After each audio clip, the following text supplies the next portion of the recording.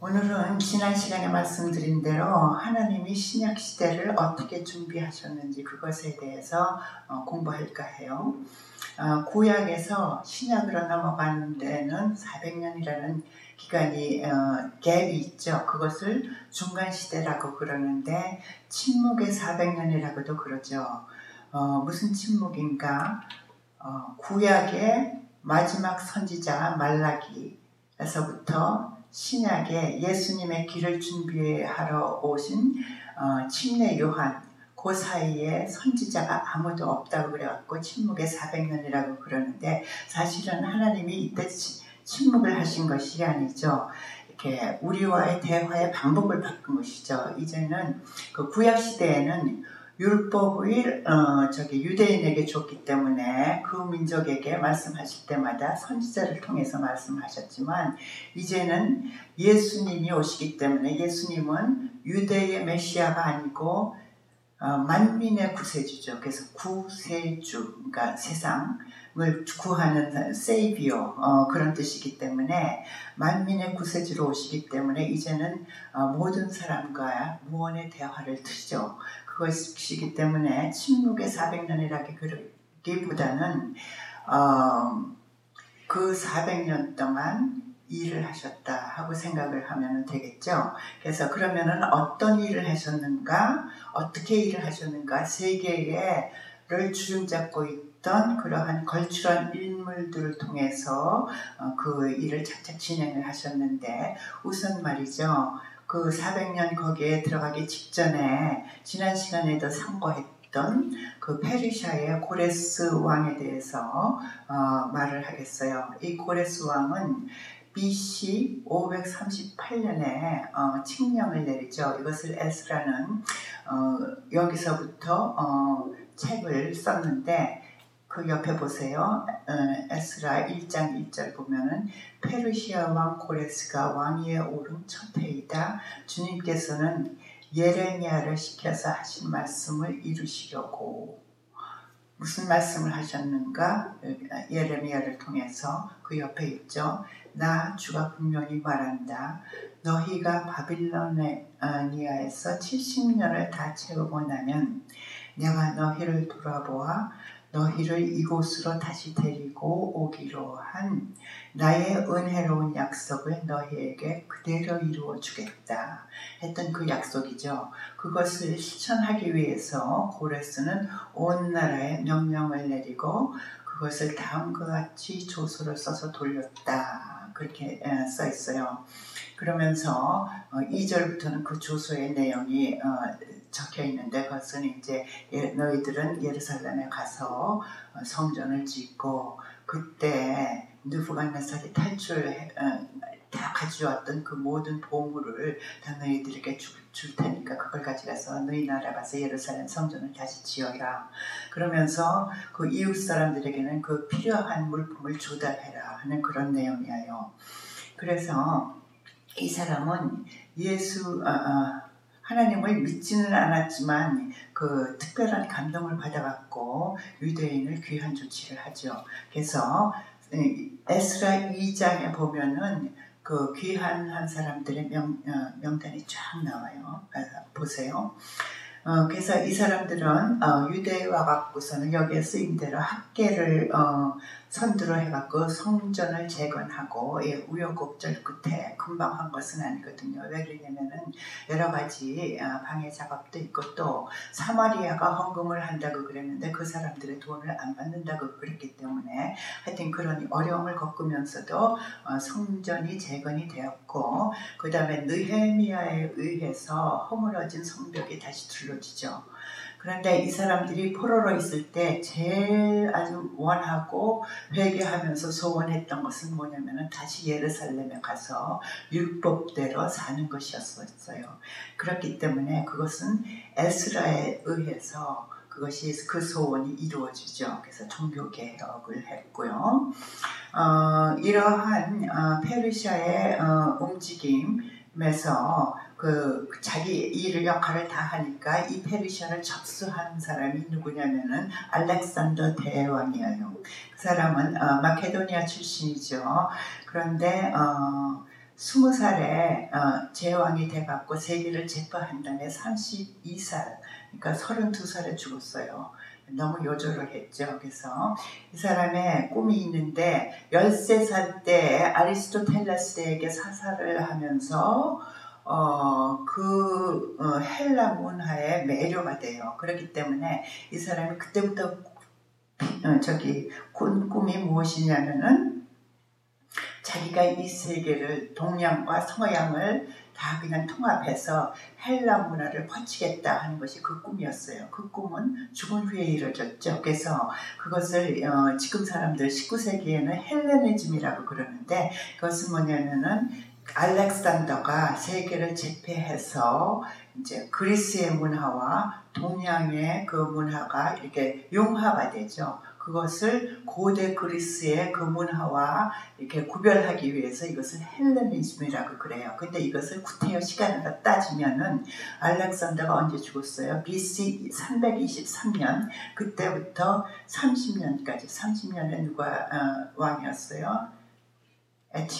에티오피아의 유명한 클레오파트라. 그때까지를 헬레니즘 시대라고 하지만 사실은 이 헬레니즘 사상은 로마까지 그 정신적인 지주가 되어가지고서는 문화적으로 지배를 하고 있죠. 그래서 우선 그렇다면은 여기서 헬레니즘이 우리 이 기독교 복음 전파에 어떠한 영향을 끼쳤는가? 막대한 영향을 끼쳤어요. 그래서 동서가 이렇게 다 융합이 되니까 이 유대 팔레스타인에서만 살던 유대인들은 자기들이 제사를 지내기 위해서 아주 한 곳으로 더 몰리기도 했지만 그때 많은 사람들이 디아스포라가 됐죠. 세계 곳에 흩어져서 새 사는 터전을 마련했어요. 그것이 왜 그랬는가? 장사를 지금도 장사 잘하잖아요. 유대인 사람들이 장사를 위해서 또는 자녀 교육을 위해서 다 흩어졌어요. 그래갖고 근데 왜 이것이 그러면 신약 시대의 복음 전파에 아주 큰 초석이 되었는가? 이 사람들이 10가정, 그러니까 남자 성인 10가정만 모이면은 거기에 자기 사는 곳에 회당을 짓잖아요. 시나고그라고 그러죠.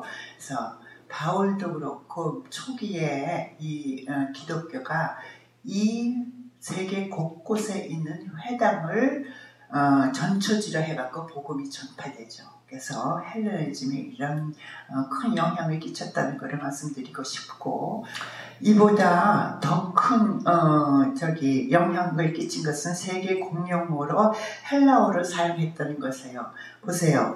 복음을 전파하는데 세계에서 같이 다 쓰는 공용어가 있다는 것은 얼마나 그 복음 전파에 쉽게 하는 쉬운 그런 길을 터줬는가가 쉽게 상상할 수가 있죠. 그래서 헬라어는 예수님 시대에도 공용어가 되었고, 그래서 로마의 그 여러 가지 인종이 모여서 그러니까 많은 나라를 지배했기 때문에 그 여러 가지 문화와 인종이 섞인 것을 한데 묶어주는 것이 헬라어였었거든요. 그래서 차차 이제 그분이 얘기를 하기로 하고 그 다음에 이 사람이 아까도 말씀드린 대로 32살에 죽었는데 너무 일찍 죽었죠. 그렇기 때문에 죽자마자 부인이 살해되고 아들도 살해됐어요. 그러면서 이 세계의 이 최강국인 이 나라는 셋으로 갈리죠. 그래서 여기에 보면은 이집트의 톨렘인지 톨렘인지 사실은 P가 거기 사일렌트 P인 것 같은데 하여튼 톨렘이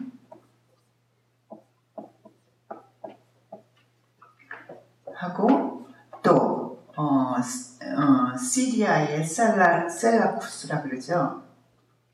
하고 또 그리스 그렇게 셋으로 갈리거든요. 그런데 왜 여기에서 톨레미 왕조를 했느냐면은 이 팔레스타인을 지배했던 것이 이집트의 프톨레미 왕조이기 때문에 여기에 썼죠. 그래서 304년부터 30년 아까도 말씀드린 대로 클레오파트라까지 그 왕조였는데 이 사람들은 알렉산더의 정책과 마찬가지로 아주 굉장히 완화 정책을 썼어요. 그래서 한 가지 특이한 것이 뭐냐면은 이 알렉산더가 세계 각국마다 대도시를 건설하면서 자기 그 이름을 따서 대도시를 건설하죠. 그랬는데 이 이집트가 있던 그 북아프리카에 있던 알렉산드리아라는 커다란 도시가 있었는데 거기에다가 장서를 무려 50만 권이 저장된 그런 세계 최대의 도서관을 건립하고 거기에 아까도 말씀드린 대로 유대 사람들이 디아스포라로 퍼졌다 그랬잖아요. 이 알렉산드리아를 장악하고 있었어요. 그렇기 때문에 여기에서 그러면은 랍비 72인을 그러니까 반올림해서 72인역이라고 그래요. 랍비 72인을 초청해다가 성경을 72주간 안에 그것을 번역을 했죠. 그때 성경은 물론 구약이죠. 그래서 이것을 70인역이라고 그러는데 BC 250년경에 있었는데 이것은 히브리어를 헬라어로 번역한 것이죠. 그래서 이것은 무슨 의미냐면 헬라어가 그때 공용어였기 때문에 유대인의 손 안에 있던 구약 성경을 세계의 손으로 인계하는 아주 큰 그러한 역할을 했죠. 그 다음에 이 헬라어를 이제 로마 시대에 가서 라틴어로 한 것이 볼게이시라고 그러죠.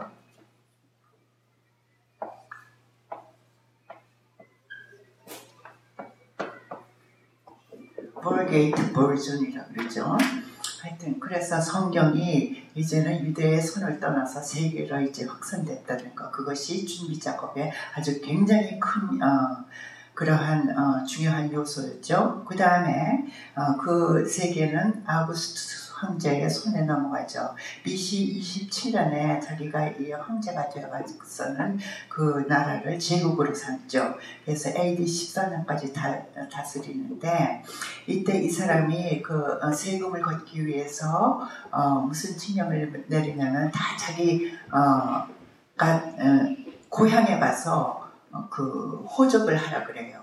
이것이 또 미가서에 나오는 예언을 이루는 한 그러한 계기가 되었죠. 미가서 2장 거기 보면 5장 2절 그러나 너 베들레헴 에브르다이야 너는 유대의 여러 족속 가운데서 작은 족속이지만 이스라엘을 다스릴 자가 내게로 나올 것이다.